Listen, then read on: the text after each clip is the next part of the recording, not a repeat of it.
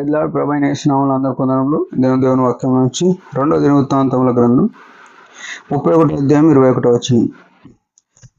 తన దేవుని ఆశ్రయించుటకై దేవుని మందిర సేవయందేమి, ధర్మశాస్త్ర విషయమందేమి, ధర్మమంతటి విషయమందేమి తాను ఆరంభించిన ప్రతి పని అతడు హృదయపూర్వకంగా జరిగించి వర్ధిల్లెను.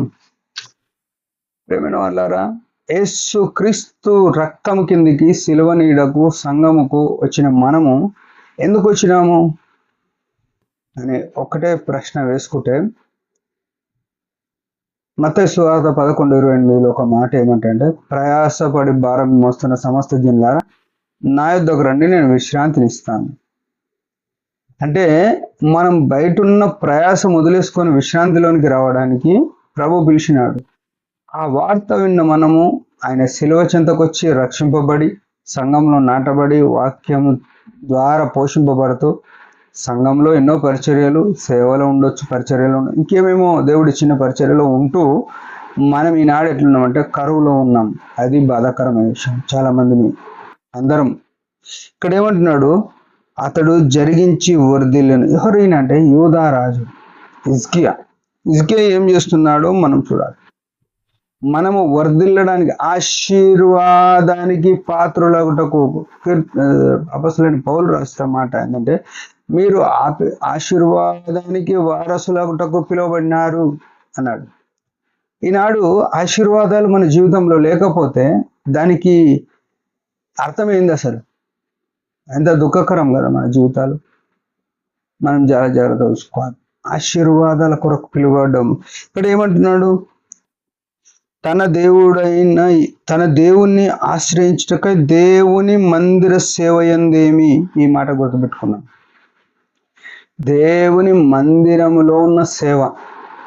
మందిర సేవ అంటే మందిరంలో ఉన్న పని విషయంలో, ధర్మశాస్త్ర విషయం అందేమి, దేవుని వాక్యం విషయంలో, ధర్మమంతటి విషయంలో. అంటే ధర్మశాస్త్రం ఏదైతే నేర్పిందో దాన్ని చేసే విషయంలో.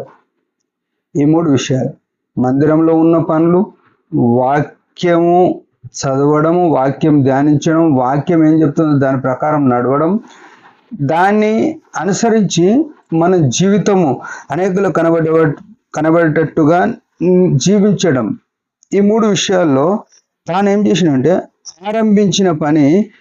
ఆరంభించిన ప్రతి పని, ఈ మాట మళ్ళా నొక్కి చెప్తున్నాడు, ప్రతి పని, ఒక పని కాదు, ప్రతి పని అతడు హృదయపూర్వకముగా.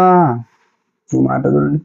మన మందిరంలో ఏం పని అన్నా దేవుడు ఇస్తే, పెద్దలు ఇస్తే, బాధ్యులు ఇస్తే, ఏదో ఉన్నాం కదా చేయాలి కాబట్టి చేసినాం అన్నట్టుగా, లేకుంటే ఉద్రేకంతో, అరే వాళ్ళందరూ చేస్తారు, వాళ్ళకి పేరు వస్తుందేమో, వాళ్ళని మంచి వాళ్ళు అంటేనేమో పోటీతో చేయడం తప్పేం కాదు, ఎట్లా చేస్తున్నామో. కానీ దేవుడు కోరుకునేది ఏంటంటే మనస్ఫూర్తిగా. ఇక్కడ అదే అంటున్నాడు, హృదయపూర్వకముగా.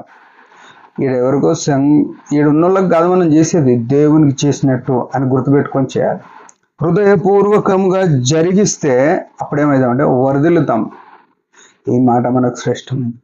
వర్ధిల్లడానికి పిలువబడ్డాం మనం. ప్రియమైన వాళ్ళారా, యేసు రక్తంతో కడగబడిన మనము ఈ విషయాల్లో, దేవుని సేవ విషయంలో, మందిర సేవ విషయంలో, ధర్మశాస్త్రం విషయం అంటే దేవుని వాక్యం విషయంలో, దేవుని వాక్యానుసారంగా జీవించే విషయంలో, పని జరిగించే విషయంలో ఎట్లున్నామంటే హృదయపూర్వకంగా జరిగించకపోతే వర్ధిల్లలేము. దేవుని ఆశీర్వాదం కావాలని వచ్చిన మనము హృదయపూర్వకంగా దేవుని పని జరిగిద్దాం. దేవుని మాట దించిన చిన్న ప్రార్థన. పరమ తండ్రి యేసు ప్రభు నామములో వందనాలు. ఇచ్చిన ఆయుష్ని బట్టి స్తోత్రం. ఘనమైన నీ స్థితి, నీ ఆశ్చర్యకరమైన సంగతులన్నింటిని బట్టి చూపిస్తుంది. వాటి ప్రకారం జీవించి జరిగించి నీ వలన ఆశీర్వదింపబట్టకు, వర్ధిల్లుట కృపనీయమని యేసు ప్రభు నామములో ప్రార్థిస్తున్నాం తండ్రి. ఆమేన్. మీరందరి పరిచయం నుంచి భారంగా ప్రార్థన. Praise the lord.